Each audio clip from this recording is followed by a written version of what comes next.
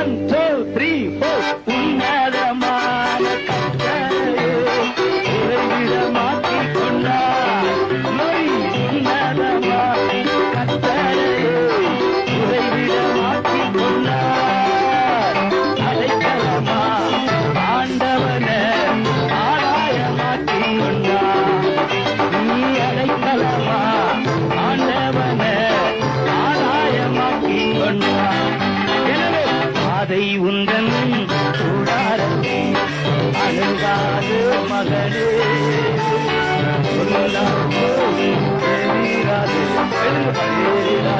மகளே அதை உந்தன் கூடாரத்தை அணுகாது மகளே சொல்லாது தெரியாது தெரியாது மகளே